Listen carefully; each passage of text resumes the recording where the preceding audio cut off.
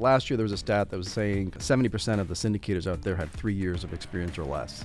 I believe that. Yeah, and to your point, there's just a lot of people teaching this stuff. Money's been super easy over the last 5 years or so. People have gotten really good at raising capital, the skill of raising capital, and have kind of forgotten about the real thing, which is actually doing whatever it is you're doing, real estate, asset management. Actually managing. Asset management is the most underrated role in this business right now. The budget can be wrong. It doesn't matter. It has to do with what the market's changed. You also have a VA firm, a virtual assistant firm, and I really wanted to talk about that because I think it's such a underutilized service that many syndicators could use to help them scale their company, right? Because I think this is key. When you hear pricing, I think it opens everybody's mind. If you think your time is worth more than $8.75, you should be delegating some of these mundane tasks off of your plate to somebody. Give me like the top 10 things that a virtual assistant can take off somebody. So like I said, $1,400 a month, which is even cheaper than a week. Basically, the main way is as an Anyway, Frank, we're here at the MFIN conference in New York. You're local, right? You're down the street or something? Well, 3 hours away. I mean, depending on what part of the country you are, that can be local, but not for me. Rhode Island. Rhode Island. This is like oh, you're in Rhode Island. Oh, yeah. That's right. Yeah, I not thought you were Long in New York. Yeah, no. It's a real place. It's such a culture shock for me. It's like I come into these things, and it's like being from California. I was meeting a friend of mine who's an attorney, and she lives half the time here and half the time in Miami. Yep. And Miami is kind of not exactly the same vibe as California, but it's just a different vibe. And you come to the East Coast, and whether it's New York or, and I've been in Newport, Rhode Island and stuff, it's just a different freaking culture. It's like I get culture shock. Yeah, every part of the country is so different. So you're obviously investing in a lot of different stuff in multifamily, in real estate. You're doing multifamily, you're doing resort property, you're doing a bunch of different things, right? Yeah, staying pretty busy. I mean, I love the opportunity, the entrepreneurship. So yeah, what are you seeing these days? I mean, everybody's kind of freaking out a bit. The real estate market seems to be, it's having some issues, to say nicely. What are you seeing right now in the market where you're at? Well, on the syndication side, when you're raising money, there's a lot of newer programs out there that have aggressively taught people, and this is their first time buying a property. And some of them didn't know about the realities once they've actually bought the property. Right. You and I both know that the asset management is the most important piece. Yep. And I literally was sitting in a meeting, and the new asset manager said the other day, well, we're not at budget for rents. It's like, yeah, there's a reason for that. The budget can be wrong. It doesn't matter. It has to do with what the market's changed. That's right. I saw a stat. It's a year old now, so I don't know if it's changed or it may have gotten better, it may have gotten worse. But last year there was a stat that was saying that 70% of the syndicators out there had 3 years of experience or less. I believe that. Yeah, and to your point, there's just a lot of people teaching this stuff. Money's been super easy over the last 5 years or so.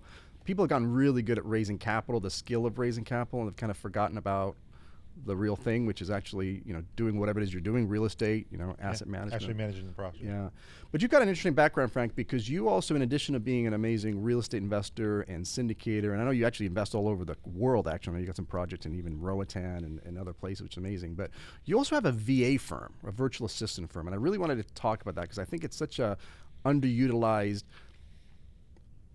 Product service. It's an underutilized service that many syndicators could use to help them scale their company, right? So I just read that I was telling you before we went off. This is an amazing book by Dan Martell called How to Buy Back Your Time. And a lot of people think that they can't really afford to hire somebody, right, because they're just starting out, or maybe they don't even have a business.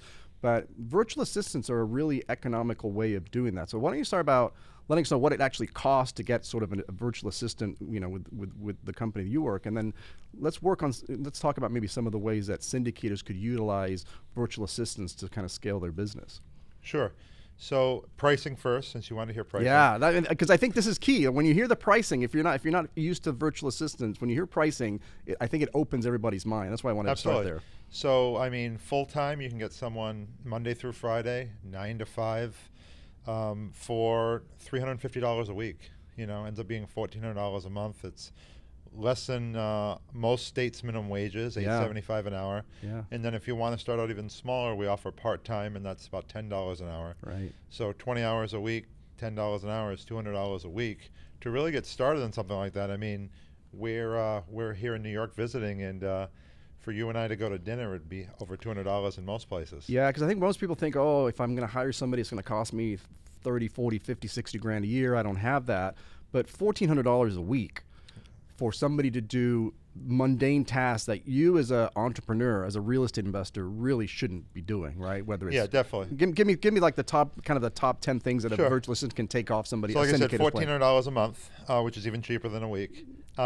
Basically, the main way is as an administrative assistant or an executive assistant. Another way would be a remote secretary. So basically, they would help you with your email. You can give them time to respond to your email. They can help clean up your CRM. They could help you schedule things. We have a lot of syndicators that are using their virtual assistants to, like you said, buy back time, where it's like, hey, listen, I'm planning a trip. Give me 2 or 3 different travel options. And they're doing all the work that, while you could do it if you want to, I mean, I use a virtual assistant myself, and it saves me a lot of time. Yeah, I mean, I think it all starts with, email for sure, and calendaring and scheduling trips and all that stuff. I mean, you could spend, look, at the end of the day, you just mentioned it's $1,400 a month, right? Which means, what was it, like $8.75 an hour, right? So if you think your time is worth more than $8.75, you should be delegating some of these mundane tasks off of your plate to somebody. And if you're not at the point where you can hire somebody locally and be sort of like in your office or whatever, I think virtual assistants are just a great way to do that. Yeah, so we have a number of clients. They may have 2 or 3 people in the office, but instead of adding that next person, they could add 2 or 3 VAs for the same price pretty easily. So another thing that people use virtual assistants for, especially in today's 21st century, is social media. Right.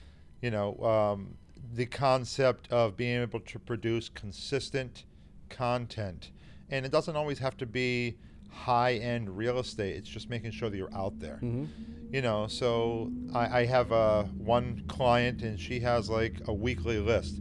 She produces one piece of, well, she doesn't, her virtual assistant produces one piece of content every day, and she's basically set, here's what I want for content. And one day would be like a motivation day. One day would be, hey, this is what we've learned about real estate so far this year, and like that. Yeah, and especially if you just decide, like on the content side, I mean, obviously I do a lot of content, but just, even if it's once a week, you put together like a 1 hour worth of content, whether it's a Zoom, a lot of people doing Zoom meetups or whatever the meetup looks like, then that 1 hour can be handed over to your executive assistant, your virtual assistant, and they can create 20, 30, 40, 50 pieces of content just from, and that can be video, it can be pictures, it can be audio, it can be written. I mean, there's so much you could do with that 1 hour of content, right? Oh, definitely. And not only that, but that we're all super busy. And especially if you have an event coming up, how many times you have to be online to actually post all that stuff. And you can have a virtual assistant that you can time out, and they can actually do it all for you. Yeah. So you talk about the top 3 competencies of a virtual, that's a hard word to say, right? Competency. Top 3 competency of a virtual assistant. What are those? We could say it a different way. We could say the top 3 skills that we look for in a virtual assistant. Perfect. That's even better. Yeah. So skill number 1 is most people need an administrative assistant. They need someone to take over their life, be like their executive assistant who's doing all their scheduling, all their email, etc. Again, everything done, all that stuff that you could do, but you're too busy trying to make $100 and $200 an hour jobs. They're going to do it for $10 an hour or less. The second major skill that we push is, or that people need help with, is social media support. All that audio editing, video editing, making sure that posts go out on all types of social media, whether it's Facebook, LinkedIn, TikTok. I don't know if you're doing TikTok. I'm not. I've been avoiding it, but I know it's great. Instagram and everything else. We have some of our clients. They've set it up where they have basically a post a day. You don't need a post a day. If you do a post every 3 days, you still need to be out there, especially if you're doing the networking and the syndication stuff. People need to see you. Yep, 100%. They need eyeballs. 100%. And then the third major skill that more and more, not just syndicators, but also like our property managers and other people are using, is bookkeeping. Right. So I mean, when you have, whether it's a multifamily apartment complex or an RV park or whatever, you need someone that's diligently looking at those rents, making sure they're coming in, making a list of which units and everything else. Even if you're just doing the syndication side, you really need to double check what your property manager is doing. Yeah, I think that's so critical because, most people will think that an executive assistant is kind of your first hire or an administrative assistant. But if you're the one doing the books right now and you're spending hours, I mean, I know when I was doing the books, it would just take me an ungodly amount of hours to get through, and I'd get frustrated, and I would spend tens of hours every month doing it. To be able to offload that to a virtual assistant, to then have everything ready in QuickBooks or whatever ready for your for your CPA at the end of the year is just, again, it's all about how you can buy back your time, right? What can you do in order to gain that extra hour so you can be much more productive with that particular hour? Asset management is the most underrated role in this business right now. I know people that are spending basically a full-time job managing a couple properties. Yeah. And when you start the deal, people aren't even thinking about that. And Right. a lot of people think they can do it themselves. And then in reality, it's like, you're spending I have some that, let's say, are not as good at it. They're literally spending between 30 minutes to an hour a week. It's like, you need to spend a lot more on that. Right. Unless you have some well-oiled machine and a whole team, because properties, especially bought them in the last 2 or 3 years, are not doing as well sometimes.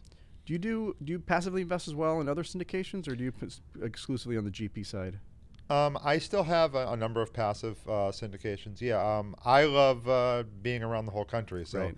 it allows me to, passively investing allows me to get into markets that I have no business being in yet, unless I have someone that I know that's on a GP. Let me ask you a question. I've been asking this for a lot of people who are investing.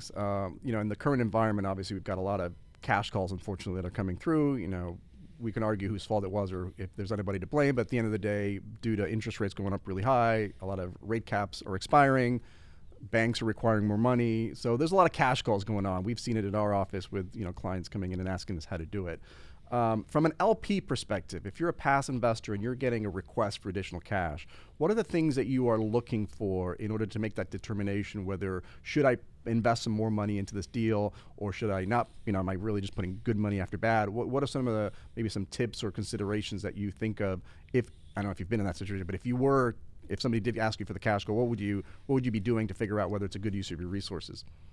I would say, luckily, I have not had it yet. I can easily see it, though, because even on the GP side, I've been blessed we haven't had to do one yet. But I know there's a few that we've been close on. Yeah. And the main thing is they really need to have a game plan. You really need to say, what is this money going to? Are we just feeding a deal that's going to continue losing money, or is there actually some solutions step by step? Sometimes it's just like CapEx. So if you have 4 units down and you don't have the cash for them, that might be worth it to put the money in. But there's been some big deals, especially in the Houston area, without mentioning names, that have really been bad foreclosures. Right. And just dumping money in just to pay the interest, and there's no way that thing's coming back. That's a problem. Good. Awesome, man. Well, I appreciate your time, and it's good to see you in live and in person. That doesn't happen that often, man. Yeah, well, I mean, we're on opposite sides of the country, but we'll have to make it happen. Sounds good, Frank. Thank you, sir. Thanks, bud. If you'd like to join us live on these episodes and have a chance to get your specific question answered, you can simply go to realestatesyndicatorlive.com and register to be live on the show. Hope to see you then.